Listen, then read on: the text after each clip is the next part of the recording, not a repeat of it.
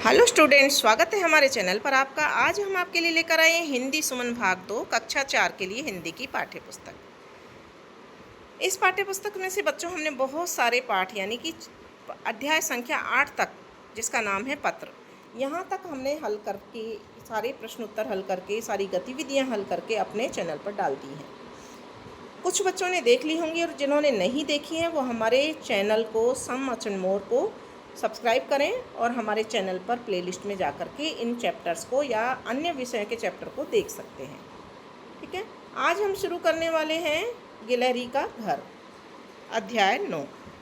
गिलहरी का घर आज हम पढ़ने वाले हैं, जो कि एक कविता के रूप में है। अध्याय 9 गिलहरी का घर, इसका नाम है, शीर्षक है एक गिलहरी एक पेड़ पर बना रही है अपना घर, देखभाल कर उसने पाया खाली है उसका कोटर। कभी इधर से कभी उधर से फुदक फुदक फुदक घर घर जाती, चिथड़ा गुदड़ा सुतली तागा ले जाती कुछ जो पाती। ठीक है ना, जो कुछ पाती ले जाती वह मुँह में दाबे, कोटर में रख रख आती, देख बड़ा सामान इकट्ठा किलक किलक कर वह गाती।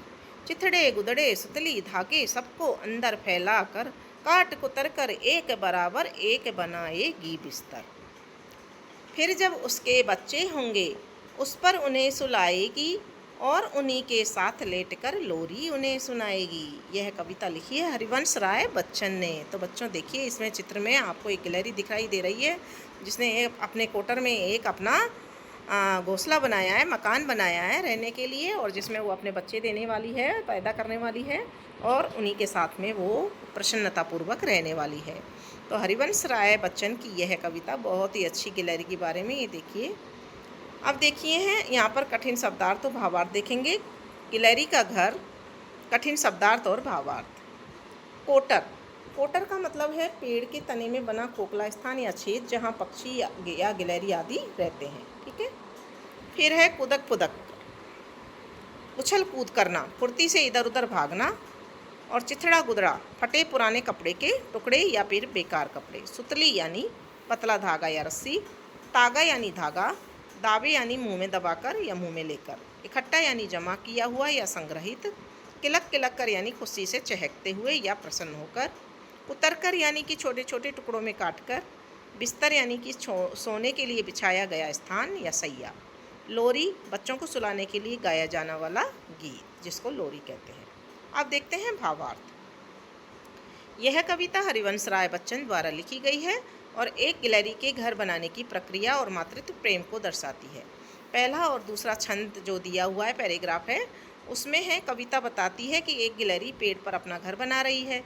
वह देखती है कि उसका कोटर खाली है, इसलिए वह बड़ी लगन से कभी इधर तो कभी उधर फुदक फुदक कर जाती है, और जो कुछ भी उसे मिलता है, जैसे चिथड़े गुदड़े सुतली दागे, वे सब इकट्ठा करती है। तीसरा और चौथा पैराग्राफ में लिखा हुआ है कि गिलहरी इन सारी चीज़ों को अपने मुंह में दबाकर अपने कोटर में लाती है और बड़े सामान को इकट्ठा देखकर खुशी से चहकती है, यानी कि खुश होती है। वह इन चिथड़ों गुदड़ों और सुतली और धागों को अंदर फैलाकर और कुतरकर एक मुलायम और आरामदायक बिस्तर बनाती है। और अंतिम पैराग्राफ जो दे रखा है उसमें बताते हैं कवि कि जब गिलहरी के बच्चे होंगे तो वह उन्हें इसी आरामदायक बिस्तर पर सुलाएगी और उनके साथ लेटकर उन्हें प्यार भरी लोरी भी सुनाएगी। अब इसका सारांश यानी कि छोटा सा जो सारांश दे रखा है वो क्या है, इसका मतलब यह कविता एक छोटी सी गिलहरी के माध्यम से एक माँ के वात्सल्य और अपने बच्चों के लिए घर बनाने की उसकी मेहनत और प्यार को बहुत ही सुंदर ढंग से प्रस्तुत करती है। यह प्रकृति के जीव जंतुओं में पाए जाने वाले मातृत्व प्रेम और अपने परिवार के प्रति समर्पण को उजागर करती है। ठीक है, अब आ जाता है आपके अभ्यास कार्य। आओ बात करें, गिलहरी किस तरह अपने घर के लिए सामान जुटा रही थी। तो उत्तर लिखेंगे, गिलहरी अपने घर यानी कि कोटर के लिए सामान जुटाने के लिए कभी इधर से कभी उधर से फुदक फुदक कर जाती थी, और उसे जो कुछ भी मिलता था, जैसे कि चिथड़े गुदड़े सुतली धागे आदि, वह अपने मुंह में दबाकर लाती और कोटर में रख देती थी।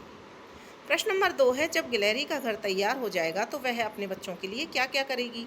तो यह कल्पनात्मक है। जब गिलहरी का घर तैयार हो जाएगा तो वह अपने बच्चों को उस पर सुलाएगी और उन्हीं के साथ लेटकर उन्हें लोरी भी सुनाएगी। प्रश्न नंबर 3 है, यदि आपको अपना घर बनाना हो तो आप कौन कौन सी चीज़ें चुनेंगे और क्यों। तो हमने लिखा है, यदि मुझे अपना घर बनाना हो तो मैं ऐसी ऐसी चीज़ें चुनूँगा जो आरामदायक, सुरक्षित और टिकाऊ हों। उदाहरण के लिए मैं नरम कपड़े, रुई या सूखे पत्ते चुन सकता हूँ ताकि बिस्तर नरम बने, और मजबूत टहनियाँ या लकड़ी चुन सकता हूँ ताकि घर सुरक्षित रहे। प्रश्न नंबर 4, क्या आपने कभी किसी पक्षी या जानवर को घर बनाते हुए देखा है? अपने अनुभव को लिखें। तो ये आपका व्यक्तिगत अनुभव पर आधारित प्रश्न है। आप अपने अनुभव के अनुसार उत्तर दे सकते हैं, लेकिन मैंने यहाँ उत्तर लिखा है, हाँ, मैंने कई बार पक्षियों को घोंसला बनाते हुए देखा है। वे छोटे छोटे तिनके, पत्तियाँ और धागे इकट्ठा करके बड़ी कुशलता से अपना घोंसला बनाते हैं। मैंने गौरैया को अपनी बालकनी में घोंसला बनाते हुए देखा है, जहाँ वे छोटे छोटे रेशे और घास के तिनके लाती थी, उन्हें जोड़कर एक सुंदर घोंसला बनाती थी। अब है सोचो और लिखो। नीचे दिए गए प्रश्नों के सही विकल्प चुनिए। गिलहरी अपना घर कहाँ बना रही थी? तो यहाँ पर उत्तर सही होगा, स, पेड़ पर बना रही थी। कहाँ पर बना रही थी? पेड़ पर। गिलहरी अपने घर को बनाने के लिए क्या क्या इकट्ठा कर रही थी? तो हमने इसमें पढ़ा है चिथड़ा, गुदड़ा, सुतली और तागा, तो यहाँ आ लिख देंगे। फिर नीचे दिए गए वाक्यों में रिक्त स्थान की पूर्ति कीजिए। गिलहरी अपने बच्चों को सुलाने के लिए क्या गाएगी? लोरी गाएगी। गिलहरी कोटर के अंदर बिस्तर बनाएगी, तो यहाँ कोटर आ जाएगा। फिर है ग, नीचे कुछ शब्द दिए गए हैं, आप इन शब्दों का प्रयोग करते हुए नए वाक्य बनाओ। कोटर, तो कोटर का वाक्य बनाएंगे, पेट के कोटर में गिलहरी ने अपना घर बनाया था। कुदक कुदक, गिलहरी पेड़ पर कुदक कुदक कर खेल रही थी। किलक किलक, माँ को देखकर बच्चा किलक किलक कर हंसने लगा। और चिथड़ा गुदरा, गरीब बच्चे ठंड से बचने के लिए चिथड़े गुडरे ओढ़कर सो रहे थे। ठीक है। फिर है रचनात्मक कार्य। आप ऐसे घर का चित्र बनाओ जिसमें एक पेड़ और गिलहरी का घर भी शामिल हो। तो यहाँ देखिए, ये पेड़ और ये गिलहरी, इसका कोटर है और इसमें इसका घर बना रही है। फिर है नीचे दिए गए पत्र को पढ़िए और आप अपने को टिंकू मानते हुए इस पत्र का जवाब गिलहरी को दीजिए। गिलहरी का पत्र है, प्रिय टिंकू, उस दिन आपकी साइकिल में मैं टकराते टकराते बची थी, याद है ना? मैं वही गिलहरी हूँ। हम सब गिलहरियाँ अलग अलग होती हैं, जैसे आप अलग अलग होते हो। उस दिन आपने ब्रेक नहीं लगाए होते तो मुझे चोट लग जाती। मैं सड़क पार कर रही थी, बीच सड़क पर पहुँची तो देखा आपकी साइकिल आ रही है तेज़। मुझे लगा कि मैं सड़क पार नहीं कर सकूँगी और लौट पड़ी। हम गिलहरियाँ अक्सर बीच में से लौटते हुए ही टक्कर खाती हैं। हम कुत्ते से, बिल्ली से, बड़े पक्षियों से, कितनी चीज़ों से डर लगा रहता है, इसलिए हम तेज़ दौड़ती और फिरती हैं। आप इतना तेज़ क्यों चलते हो? चौक वाली गिलहरियों में से एक। अब टिंकू का जवाब है, प्रिय गिलहरी, तुम्हें मेरा नमस्कार। मुझे यह जानकर बड़ा अफसोस हुआ कि उस दिन मेरी साइकिल से टकराते टकराते तुम बाल बाल बची।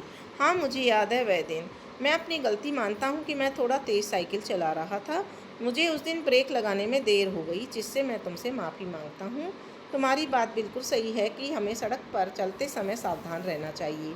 मैं समझ सकता हूँ कि तुम गिलहरियों को कुत्ते, बिल्ली और पक्षियों जैसे कई खतरों से डर लगता है, इसलिए तुम तेज़ दौड़ती हो।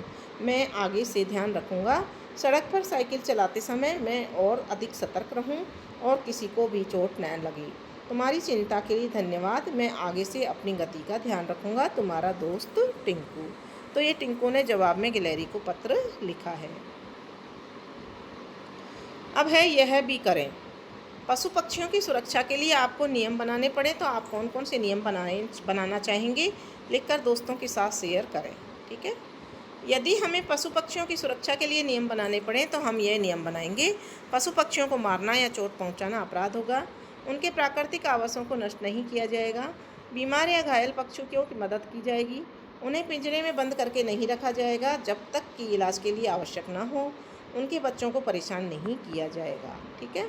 पिल्ले को टक्कर लगने की स्थिति में दूसरा प्रश्न है अपना, विद्यालय जाते समय आपने देखा कि मोटरसाइकिल चालक कुत्ते के पिल्ले को टक्कर मारकर चला गया। पिल्ला दर्द से परेशान है, आपको विद्यालय पहुंचने में देरी हो रही है, ऐसी स्थिति में आप क्या करेंगे? ठीक है। तो स्थिति है, विद्यालय जाते समय एक मोटरसाइकिल चालक ने कुत्ते के पिल्ले को टक्कर मार दी है। पिल्ला दर्द से परेशान है और आपको विद्यालय पहुंचने में देरी हो रही है, आप क्या करेंगे? उत्तर लिखेंगे, पिल्ले की मदद। सबसे पहले मैं रुककर उस पिल्ले की स्थिति देखूंगा। यदि वह घायल है तो मैं सुरक्षित स्थान पर ले जाने की कोशिश करूंगा। बड़ों को सूचित करना, मैं तुरंत अपने माता पिता या किसी व्यक्ति को फ़ोन करके इस घटना की जानकारी दूंगा और उन्हें मदद के लिए आने का अनुरोध करूंगा। गृह विद्यालय को सूचित करना। मैं अपने विद्यालय में भी फ़ोन करके अपनी देरी का कारण बताऊंगा और पिल्ले की मदद करने के बाद ही विद्यालय पहुंचूंगा। पशु चिकित्सक की मदद। यदि संभव हो तो मैं किसी पशु चिकित्सक से संपर्क करने की कोशिश करूंगा या बड़ों की मदद से उसे पशु अस्पताल ले जाने का प्रयास करूंगा।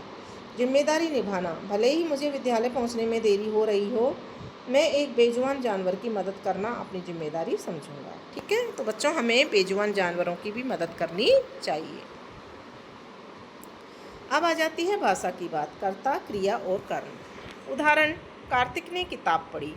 तो यहाँ पर कर्ता क्या है? जो कार्य करता है उसे कर्ता कहते हैं। कर्ता यहाँ पर कार्तिक है क्योंकि वह कार्य कर रहा है किताब पढ़ने का। ठीक है, और क्रिया जो कार्य होने या करने को दर्शाए उसे क्रिया कहते हैं। जैसे कि पढ़ी, क्योंकि यहाँ पढ़ने का कार्य हुआ है, यह कार्य हो रहा है, इसलिए यहाँ पर पढ़ी क्या है? क्रिया शब्द है।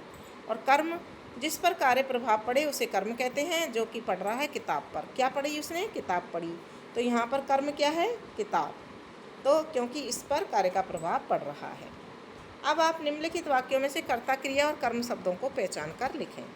बैल बाड़े में आराम कर रहा है, तो कर्ता बैल, क्रिया आराम कर रहा है और कर्म बाड़े में। बंदरिया केले खा रही है, यहाँ पर कर्ता बंदरिया, क्रिया खा रही है और केले, कर्म केले। ऊँटनी रेगिस्तान में तेज़ दौड़ती है, तो यहाँ कर्ता है ऊँटनी, क्रिया है दौड़ती है और कर्म है रेगिस्तान में। राधा ने एक पत्र लिखा, यहाँ कर्ता राधा है, क्रिया लिखा और कर्म पत्र। रानी आम ला रही है, यहाँ कर्ता रानी, क्रिया ला रही है और कर्म है आम। सुनीता एक पुस्तक पढ़ रही है, सुनीता यहाँ कर्ता है, पढ़ रही है यहाँ कर्म है, क्रिया है और पुस्तक यहाँ पर कर्म है। लड़के खो खो खेल रहे हैं, यहाँ पर कर्ता है लड़के, खेल रहे हैं क्रिया और खो खो है कर्म। देवेश साइकिल चला रहा है, तो यहाँ कर्ता देवेश और क्रिया चला रहा है और कर्म है साइकिल। यदि आप गिलहरी से बातचीत करना चाहें तो उससे क्या क्या सवाल पूछेंगे, लिखिए। तो प्रश्न नंबर 1 हमने दे रखा है यहाँ पर, गिलहरी आपका नाम क्या है? ये किताब में पहले से लिखा हुआ है। प्रश्न 2 में हम पूछेंगे आप अपना घर कैसे बनाती हैं। प्रश्न 3, आपको खाने में सबसे ज़्यादा क्या पसंद है। प्रश्न 4, आप दिन भर में क्या क्या करती हैं। प्रश्न 5, क्या आपको ऊंचाई से डर नहीं लगता। प्रश्न 6, आपके बच्चे कब होंगे और आप उन्हें कैसे पालेंगी। प्रश्न 7, क्या आपको मनुष्य से दोस्ती करना पसंद है। और प्रश्न 8, आप इतनी फुर्ती से कैसे दौड़ पाती हैं। अब है वर्ग पहेली। निर्देश दिया हुआ है, नीचे दिए गए शब्दों को वर्ग पहेली में ढूंढकर गोला लगाओ। शब्दों को ऊपर नीचे दाएं बाएं खोज सकते हैं। बिस्तर, गिलहरी, धागा, सुतली, पेड़, बच्चे, लॉरी, गुदड़ा, चितड़ा, कोटर, करती, उसका। ये सारे शब्द हमको इसमें से देखने हैं। यहाँ बिस्तर दिया हुआ है, गिलहरी हमने, धागा, सुतली, पेड़, बच्चे, लॉरी, गुदड़ा, गुदड़ी, चिथड़ा, कोटर, करती और उसका, ये सभी शब्द हमने इसमें ढूंढ के और गोला लगा दिया है। तो आप भी इस तरह से गोला लगा करके लिख देंगे। ठीक है, अब है शिक्षक निर्देश। व्याकरण प्रकरण की समझ विकसित करने हेतु शिक्षक विद्यार्थियों के साथ चर्चा करके आवश्यकता अनुसार सहयोग करेंगे। तो यह आपके कक्षा में विद्यालय में होने वाला कार्य है, जिसे आप वहीं पर करेंगे। और इसी के साथ में आपका यह पाठ गिलहरी का घर कंप्लीट हो जाता है। मैं आशा करती हूँ आपको ये अच्छे से समझ में आ गया होगा। इस कविता को आपको याद भी करना है और सारे प्रश्नोत्तर आपको हल करने हैं, भावार्थ याद करना है, शब्दार्थ याद करने हैं। कमेंट बॉक्स में लिखकर ज़रूर बताइए कि आपको ये कविता याद हुई या नहीं।